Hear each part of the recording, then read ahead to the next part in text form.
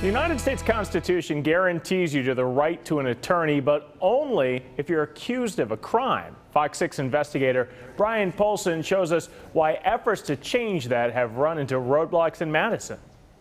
That's right, Ben. Whether it is evictions or custody battles, divorce or domestic violence, tens of thousands of Wisconsinites are navigating the civil legal system on their own. But when a bipartisan effort to get more legal help for the poor died a quiet death, almost no one said a word. It's hard enough to navigate the court system on your own, even harder to do it from behind bars. Until today, I had no end in sight. For 9 months, Sarah Shepard sat in the Racine County Jail without legal help. We're perfectly content to let me sit in jail with no representation. A Wisconsin judge jailed her last summer for contempt for refusing to return her 10-year-old autistic son, Daniel, to his father. This child needs to come back. You need to come back. Sarah says Daniel's father was abusive, and a New Jersey judge issued a domestic violence restraining order against him. She told them that I was an abuser and that I had sexually assaulted, raped her, and all of this garbage. Joseph Shepard insists he never abused anyone, and the states of New Jersey and Wisconsin disagreed over who was right. But it was Sarah who wound up in jail. She's got to get an attorney.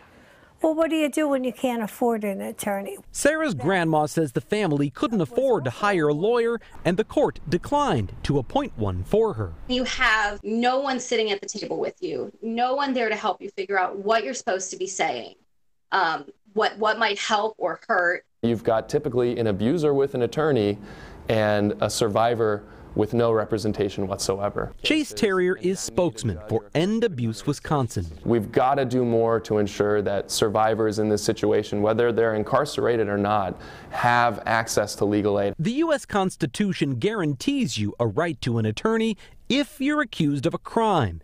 But Sarah's case was civil, and the Wisconsin Court of Appeals confirmed in Sarah's case there is no right to a lawyer in a civil case, even if your personal freedom is at stake. If you're incarcerated, if the state is taking your liberty, you should have representation. Wisconsin courts take on more than twice as many civil cases as criminal cases each year, including 6,000 personal injury and property damage cases, 10,000 evictions and foreclosures, 13,000 restraining orders, and 17,000 divorces. And a report by the Wisconsin Bar Association found 80% of poor households in Wisconsin face those legal challenges without a lawyer. It's a huge problem in this state right now. Study after study shows that when people have a lawyer, they do better in court. Angela Schultz is the assistant dean for public service at Marquette Law School. If someone doesn't have money, how is that equal justice for all? Number 82.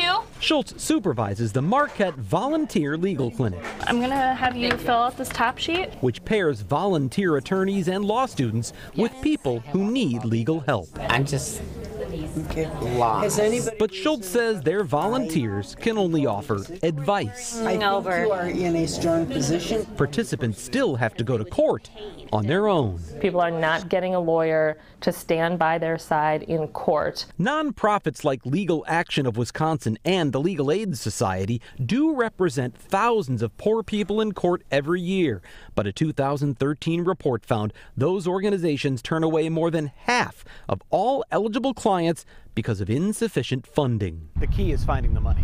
Finding the money. Retired municipal judge Jim Gramling says the state's current budget of $500,000 a year for civil legal aid is not nearly enough. It's just truly, literally a drop in the bucket. In 2011, Legal Action of Wisconsin petitioned the state Supreme Court to change the rules and allow courts to appoint lawyers in a wide range of civil cases. But the court denied the petition. Because we're really looking at a lawyer for everybody at public expense. In 2016, state lawmakers formed a bipartisan committee that recommended 3 bills, including one that would encourage but not require more spending on civil legal aid. Those were Band-Aids. Those were starting points. But even those bills failed to pass in 2017 when State Senator Dewey Strobel declined to hold a hearing, even though he was vice chair of the group that recommended the bills in the first place. There was a great deal of frustration. Since then, very little has changed. I'm so glad that this is just over and I can go home and I can see my son again. I can hug him for the first time in 9 months. Sarah Shepard was released from jail on April 24th after the Fox 6 investigators emailed the judge in her case asking how long a person can be jailed for contempt. Turns out the limit under state law is 6 months. She'd been in jail for 9. Well, yeah. If we'd had a lawyer, obviously this would have been fixed a lot sooner. Yeah, absolutely. Sarah gets out sooner than that. Sarah says it's not the time she served that haunts her. Hi, baby bear. But the time she missed with her son. I can't do anything to get back the steps that I missed being here for, and that sucks.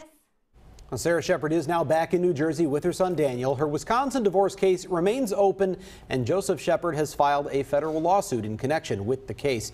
He filed that case without a lawyer. Now, if you find yourself in need of legal help and you can't afford an attorney, I mean, where do you start? And that's the question so many people face in this situation. Of course, you can go to organizations like the Legal Aid Society, Legal Action of Wisconsin.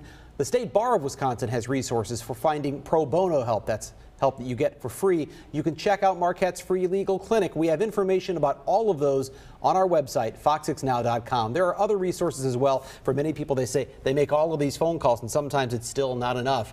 They say there's just such a great need for assistance that there's only so much to go around. But it's great that you're highlighting the resources that are available right now, and maybe something will happen at the state level. Absolutely. Make that assumption. You go to court, you have a lawyer. Not the case. Not always. Yeah. Sure. Brian, thank you.